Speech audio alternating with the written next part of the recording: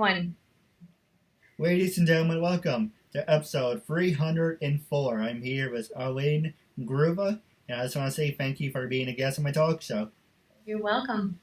Unfortunately, for our viewers, they get to see both of us, but for us doing recording, we can't see each other because Skype is being redundant. So hopefully they get on that and they fix it.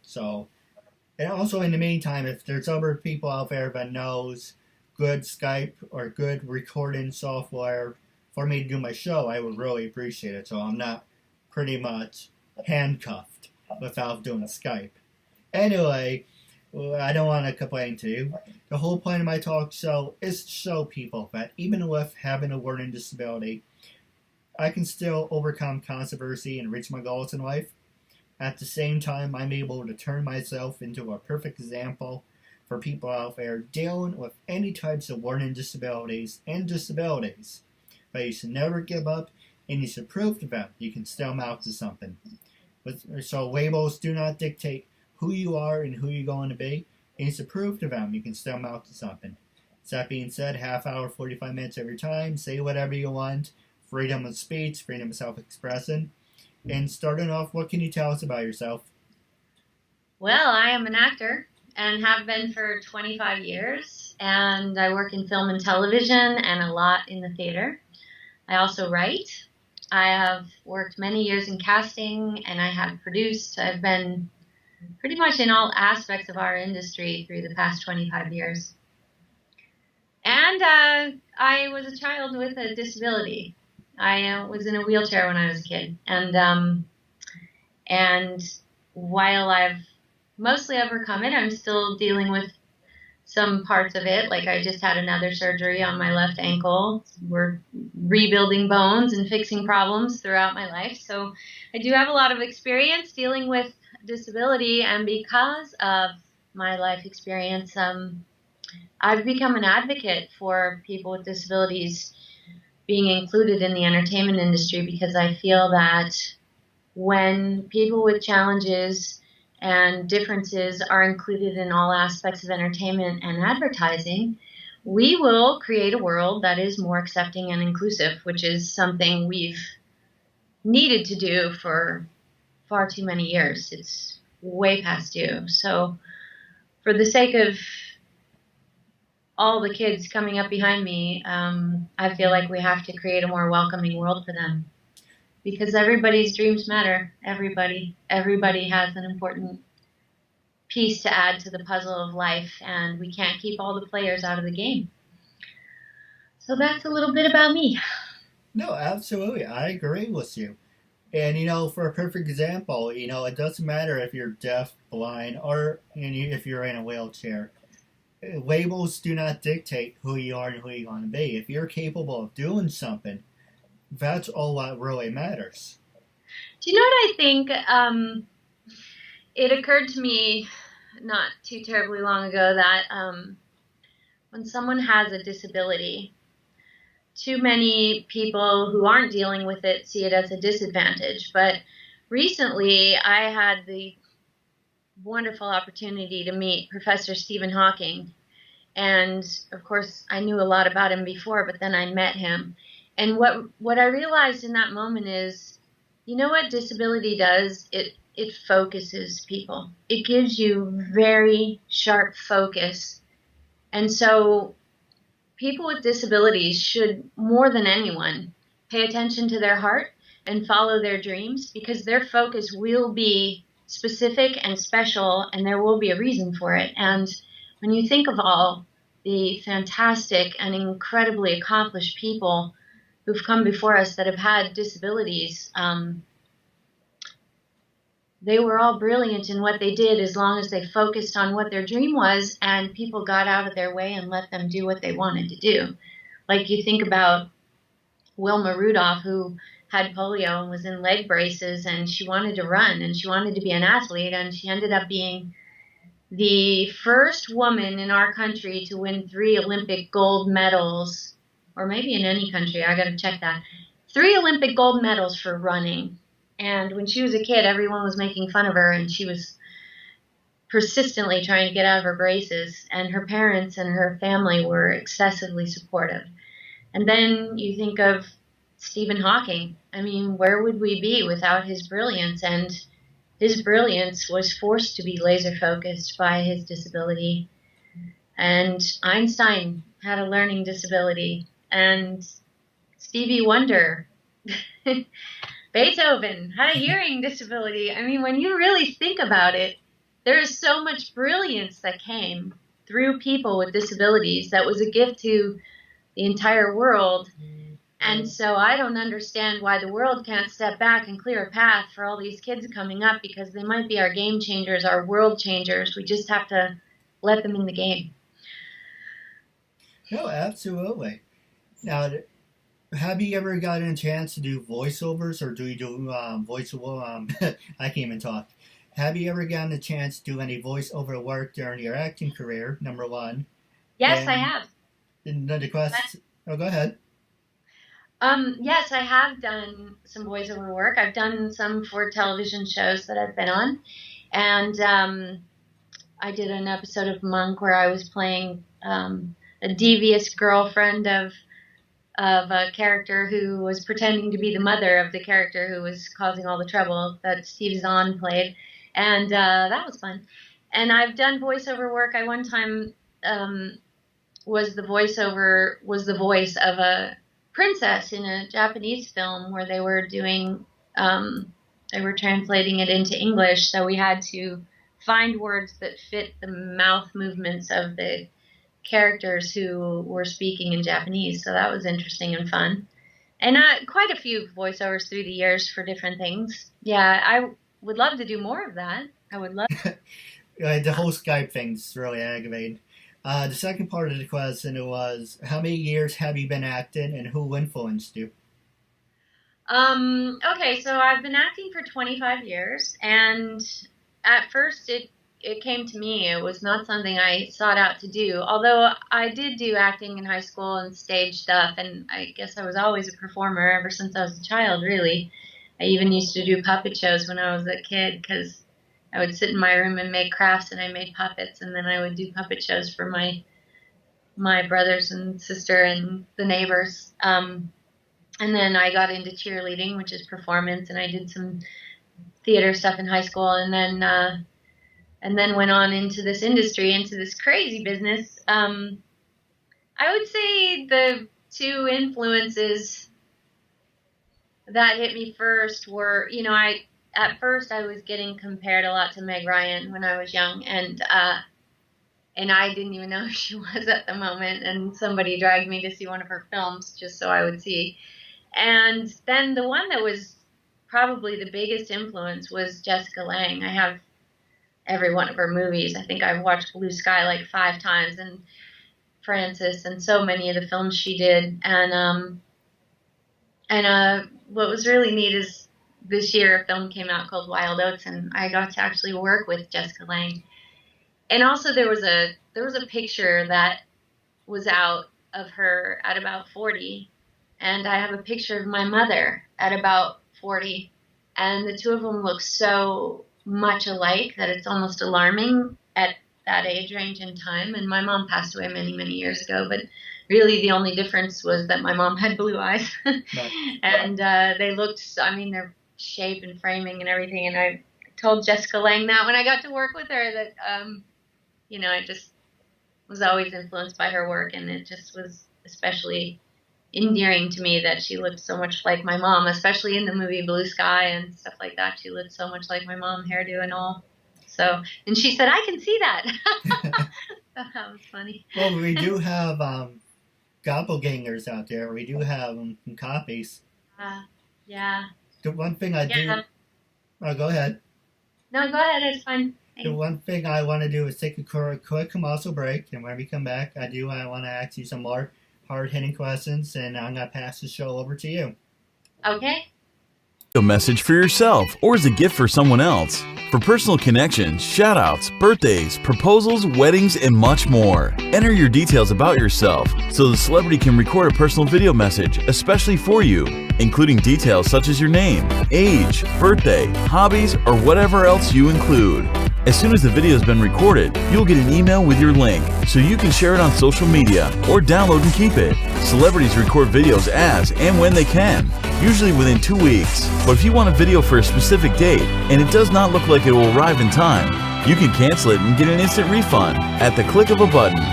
There are hundreds of celebrities to choose from and many more joining every day.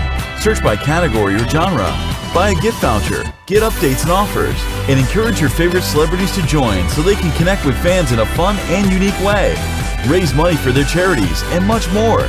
So order your video now for yourself or for someone else. I'm so bored.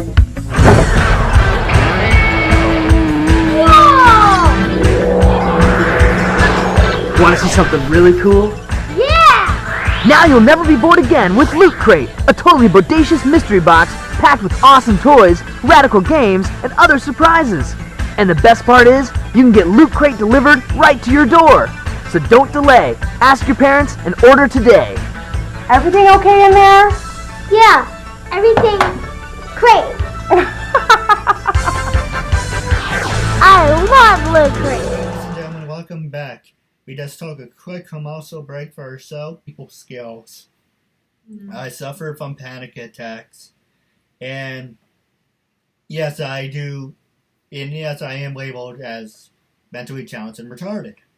So, for me, saying that word, it's normal because it's not really normal. But, you know, there's certain groups of people that use certain groups of words.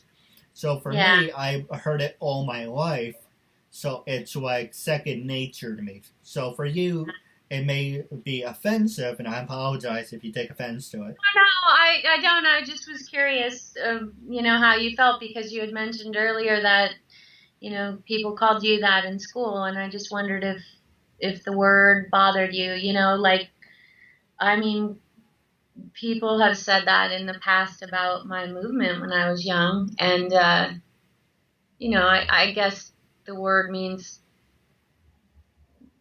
I don't actually know exactly what that word means. It really doesn't mean anything. But when it comes to like me trying to do some sort of physical activity or sport or something that my spinal cord injury prohibits, then I guess I could say my legs are a little bit retarded, I guess. I guess that's why people had used it in the past, but I don't know how it feels for kids that have learning disabilities and stuff. I imagine it's a painful word. I don't know. There's so much changing in the world today about the words we use, and I just was curious about your take on it. I'm not offended in any way by the words you use. I just I'm curious. No, I give you a perfect example, and then one thing I hate about this generation is people like to be politically correct. I don't know why and when all this started. If you go back 10 years ago, people were fine. You go back 15 years ago, 20 years ago, people were fine. This generation, you have to walk around on eggshells. You have to, excuse my language, pussyfoot around. And especially for me, because I have a learning disability and I don't have a filter. So if something pops in my head, I just blur it out. So it's basically, when I hear the word, yeah, I tune it out at this point. I'm like, okay, how many times you gotta call me the R word? It's like, is that all you got? I'm like, hey, yo, come at me with something better, you know? Something like that. But it's just a word. It's just a label. And you're basically saying, fine, do you want to label me back? Go ahead. But I'm going to prove to you I can still amount to something. And I'm a perfect example of that. And thanks to you, we're up to 304 interviews. And it's basically just saying, and especially in America, people like to be in groups. People like to label things. I guess they make themselves feel better and everything. But that's the point of life.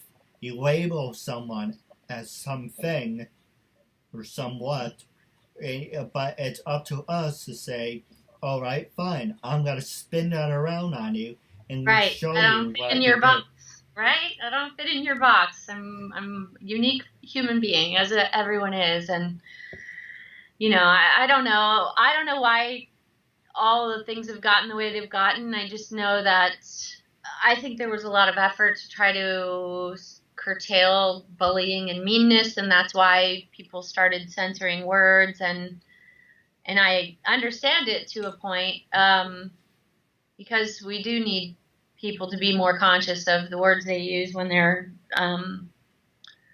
addressing people, especially people who have enough challenges in their life. The last thing anyone who has any form of disability needs is people being mean or discriminating against them, because they already have challenges that are greater than the average member of society, and therefore to add to that burden and that weight because we label them or expect them to fit into some sort of category that is less, I just feel like it's cruel, and it's quite honestly ignorant, and there's another word, but it's sort of ignorant to just expect everyone to fit into a category or a box, or expect them to be incapable of something just because you can see there's something different about them.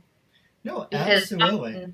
great skill comes with challenges, and a lot of humanity comes with those challenges. So I know we have about like 2 minutes left, and then I'm gonna let you go. But 2 questions for you, hard-hitting questions. sure. And if I'm gonna pass it to you first. Was there anything you wanted to promote? How can people follow you on social media? Was there anything you wanted to ask me, or? Okay, yeah. Okay, so you can follow me on Twitter at Eileen Grubba, EILEENGRUBBA,